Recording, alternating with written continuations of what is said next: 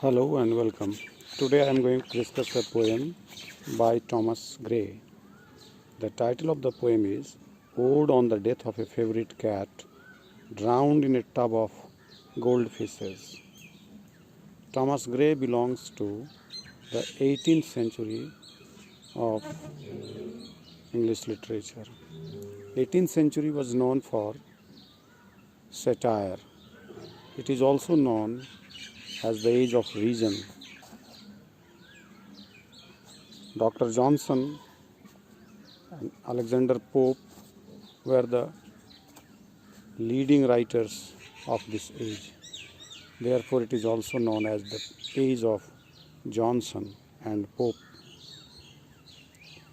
It is also known as the age of satire. 18th century witnessed a rise in satirical writing in English literature, mainly in heroic couplets in iambic pentameter lines. The whole century was prominently filled with satire and vitriolic attack by the poets on their rivals. There was a tendency among the poets to ridicule the vices and follies of the society as well as the people of the times. Alexander Pope's Rape of the Lock is a representative poem of the period. This is also known as the neoclassical age of English literature or neo-Augustan age of English literature because the poets of this time imitated the poets of the classical Greek and Latin. Mock heroic style was their favorite. They dealt trivial subjects in grand style. Thomas Gray differs in certain respects with the other leading poets of his times. He was a perfectionist by nature. He was very self-critical. Therefore, Thomas Gray, despite being a highly learned person of his times and despite being a very famous poet, could produce only 13 poems during his lifetime. He is famous for his elegy written in a country churchyard. This poem he started writing in 1742 and completed in 1750 and published in 1751. He was so critical of himself that he wrote and again rewrote and revised and edited. In this way, the writing process for this poet was a very long one. So he did not produce so much of literary work, but whatever he produced are marvels of English literature, and we love to read them still 400 years after they are being written. This poem, Ode on the Death of a Favorite Cat, is not strictly an ode in the strict sense of the term. It is an elegy, in fact. This elegy is written on the death of a cat. It is based on a real incident. The poet had witnessed at the house of one of his friends, Horace Walpole. Walpole had two pet cats, Selima and Zara. And once Selima drowned in a tub of golden fishes. Based on this incident of the tragic death of a pet, Gray composed this poem in a grand style, in a mock heroic style. In this poem, this simple subject matter has been treated very grandly, using the characters like spirits and nymphs and angels analogically to represent this story, this narrative of the tragedy that took place in that life of the cat. Let us read the poem. It is divided into 6 stanzas. Ode on the death of a favorite cat, drowned in a tub of goldfishes. It was on a lofty washed side, where China's gayest art had died, the azure flowers that blow, demurest of the tabby kind, the pensive Selima reclined, gazed on the lake below. Her conscious tale her joy declared, the fair round face, the snowy beard, the velvet of her paws, her coat that with the tortoise wise, her ears of jet and emerald eyes, she saw and purred applause. Still had she gazed, but midst the tide, 2 angel forms were seen to glide, the genii of the stream, their scaly armor, Styrian hue, through richest purple to the view, betrayed a golden gleam. The hapless nymph with wonder saw a whisker first and then a claw, with many an ardent wish she stressed in vain to reach the prize. What female heart can gold despise? What cat's averse to fish? Presumptuous maid, with looks intent, again she stretched, again she bent, nor knew the gulf between. Malignant fate sat by and smiled. The slippery verse her feet beguiled, she tumbled headlong in. 8 times emerging from the flood, she mewed to every watery god, some speedy aid to send. No dolphin came, no need disturbed, nor cruel Tom, nor Susan heard, a favorite has no friend. From hence, ye beauties undeceived, know one false step is never retrieved, and be with caution bold. Not all that tempts your wandering eyes and heedless hearts is lawful prize, nor all that glisters gold.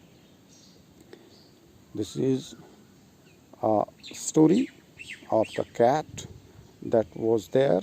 There was a big flower vase. Inside that big vase, China vase, there were gold fishes, and the cat was attracted by the beautiful colors of the goldfishes. It wanted to catch the fishes. It was trying to catch it, and so it climbed on the vase and tried to catch it by stretching its claw, but lost its balance and fell into the vase and drowned there. And the poet brings out some morals in it.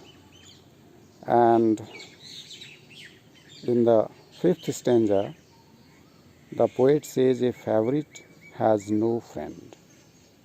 When the cat was drowning, it made so many sounds, so many calls for help, but no one came, nor the other pets named Tom or Susan came, nor the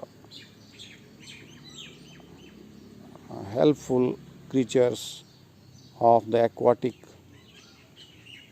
life like dolphin arrived to save her, nor any spirits of water like Nereid came. So there is a moral that one who is a favorite of his master generates jealousy in the hearts of others. So once that person who is a favorite falls in trouble, no one comes to help him or her.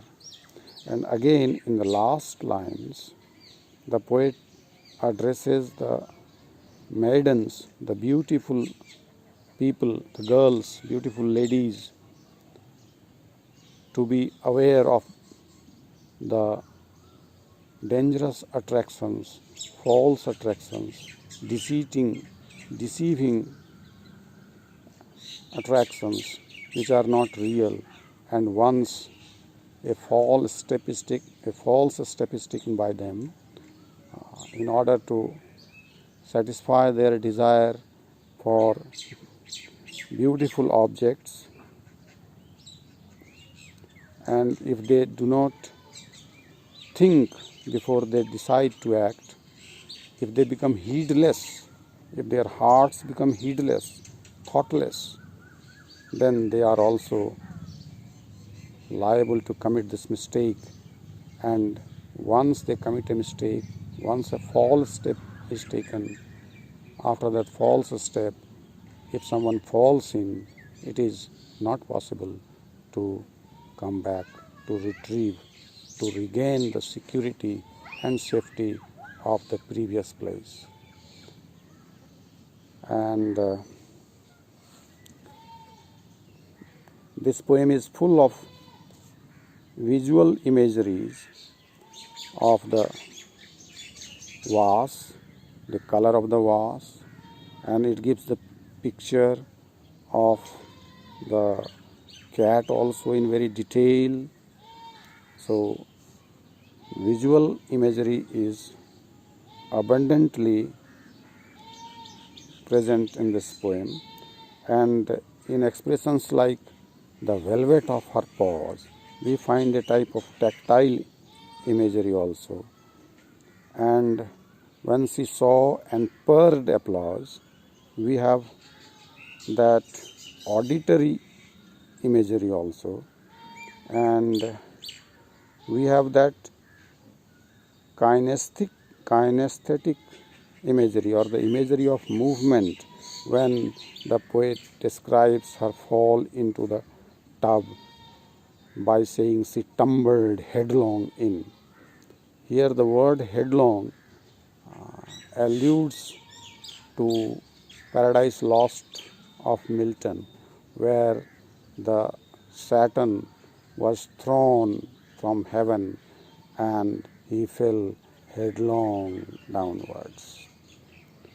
Again, in the last lines, when he says, all that glisters is not gold, he is alluding to the Merchant of Venice, where Shakespeare has used this expression, all that glitters is not gold.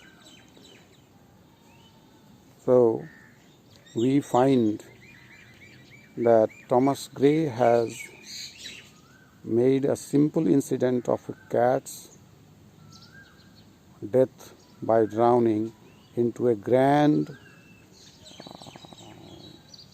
incident of universal paradigm, when we see that the water inside the tub has been compared with the lake. It has been called the lake, and the fish that are there in that tub have been called the angels and the genii of the stream. These are the examples of metaphor also. And one thing becomes clear, that the poet is very sympathetic to the creatures like cats also. This is a type of change in the mindset of the century. It is a difference from the mindset prevalent in the 18th century. Love for small creatures, love for antiquities, love for ancient, and love for common people that he displayed by writing that elegy written in a country churchyard. These things make him a bit different from the poets of his time. That's why, even though he belongs to the 18th century, he is different from others. So he indicates the arrival of a different stream of poetry that was to blossom later on in the form of romantic revival. Therefore, Thomas Gray is bracketed among the precursors of the romantic revival. Okay, thank you.